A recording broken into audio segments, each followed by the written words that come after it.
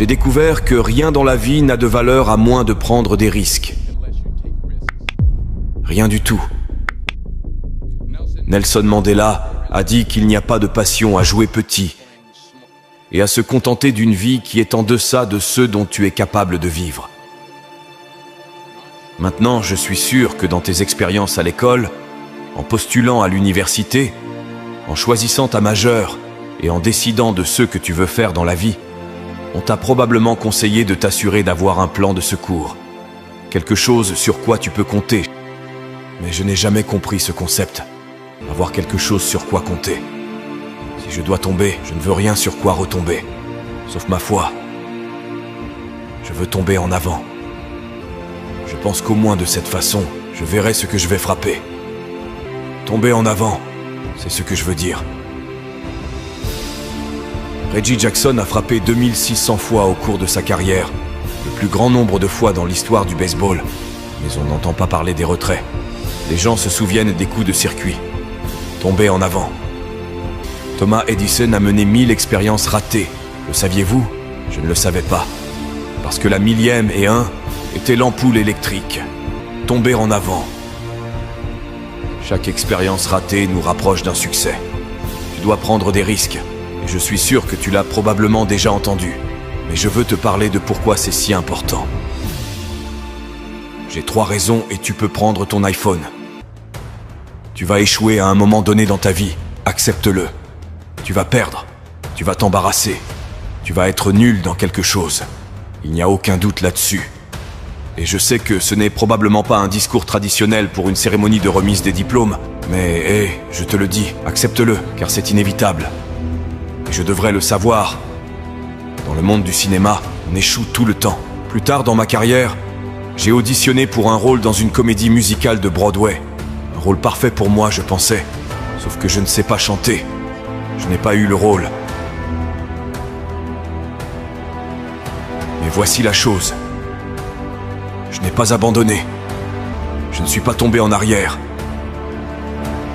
Je suis sorti de là pour me préparer pour la prochaine audition et la suivante et la suivante. J'ai prié. J'ai prié. Et j'ai prié.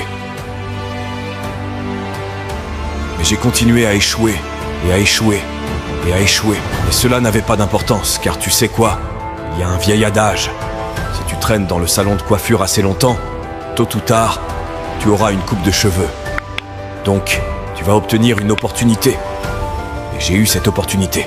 L'année dernière, j'ai joué dans une pièce appelée Fences à Broadway. Comme quelqu'un en a parlé.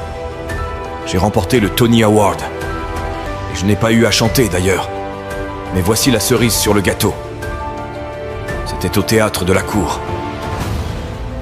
C'était le même théâtre où j'avais échoué à ma première audition 30 ans auparavant. Le point, et je vais accélérer, c'est que chaque diplômé ici aujourd'hui a la formation et le talent pour réussir. Mais as-tu le courage d'échouer? Voici mon deuxième point sur l'échec. Si tu n'échoues pas, tu n'essayes même pas, je le répéterai. Si tu n'échoues pas, tu n'essayes même pas. Ma femme m'a dit cette excellente expression. Pour obtenir quelque chose que tu n'as jamais eu, tu dois faire quelque chose que tu n'as jamais fait. Les Brown, le conférencier motivant, a fait une analogie à ce sujet. Imagine que tu es sur ton lit de mort et autour de ton lit de mort se tiennent les fantômes représentant ton potentiel inaccompli. Le fantôme des idées que tu n'as jamais mises en pratique. Le fantôme des talents que tu n'as pas utilisés. Et ils se tiennent autour de ton lit en colère, déçus et contrariés. Ils disent que nous sommes venus à toi parce que tu aurais pu nous donner vie, disent-ils.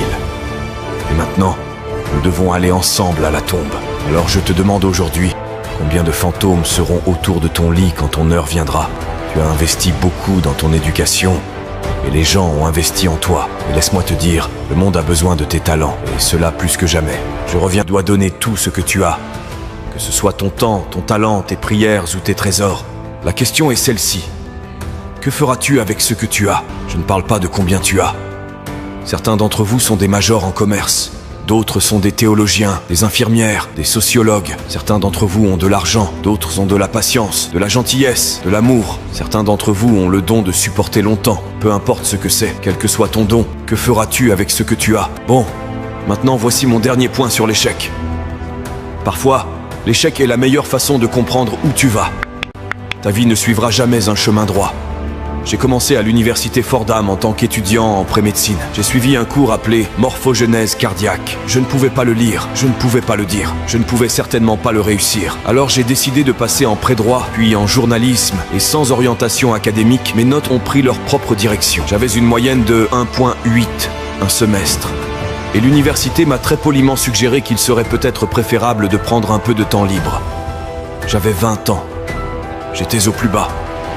Puis un jour, je me souviens de la date exacte, le 27 mars 1975, j'aidais ma mère dans son salon de beauté. Ma mère possédait un salon de beauté à Mont-Vernon, et il y avait cette vieille femme considérée comme l'une des aînées de la ville.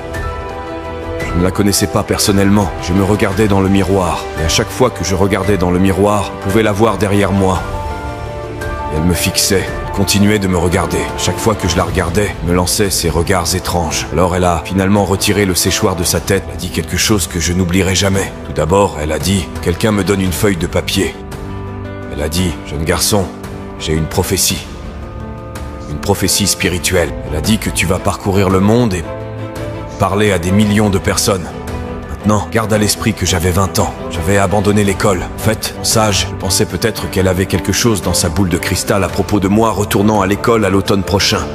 Mais peut-être qu'elle avait vu juste, car plus tard cet été-là, tout en travaillant comme conseiller au camp YMCA dans le Connecticut, nous avons organisé un spectacle de talent pour les campeurs. Et après le spectacle, un autre conseiller est venu me voir et m'a demandé si j'avais déjà pensé à jouer. Tu es doué pour ça. Alors quand je suis revenu à Fordham cet automne-là, je suis entré et j'ai changé ma majeure une fois de plus pour la dernière fois. Et dans les années qui ont suivi, tout comme cette femme l'avait prophétisé, j'ai parcouru le monde et j'ai parlé à des millions de personnes à travers mes films. Des millions qui, jusqu'à ce jour, ne pouvaient pas me voir. Et jusqu'à ce jour, je ne pouvais pas les voir. Ils ne pouvaient pas voir le vrai moi. Mais je te vois aujourd'hui. Et je suis encouragé par ce que je vois. Et je suis renforcé par ce que je vois. Et j'aime ce que je vois. Parce que prendre des risques ne concerne pas seulement la recherche d'un emploi. Cela concerne aussi le fait de savoir ce que tu sais et ce que tu ne sais pas. Cela concerne le fait d'être ouvert aux gens et aux idées. Dans le film, le personnage que je joue commence à faire de petits pas, de petits risques. Très lentement. Il commence à surmonter ses peurs. Et finalement, son cœur se remplit d'amour. Et je ne peux pas penser à un meilleur message alors que nous te lançons aujourd'hui non seulement à prendre des risques, mais aussi à être ouvert à la vie, à accepter de nouveaux points de vue et à être prêt à accepter de nouvelles opinions. À être prêt à parler lors d'une cérémonie de remise des diplômes dans l'une des meilleures universités du pays, même si tu es mort de peur. Bien que cela puisse être effrayant, cela sera également gratifiant car les risques que tu prends, les personnes que tu rencontres, les personnes que tu aimes, la foi que tu as, voilà ce qui va te définir. Alors, fille, ne sois jamais découragée. Ne retiens rien. Donne tout ce que tu as. Et lorsque tu tombes tout au long de la vie, souviens-toi de ceci. Tombe en avant.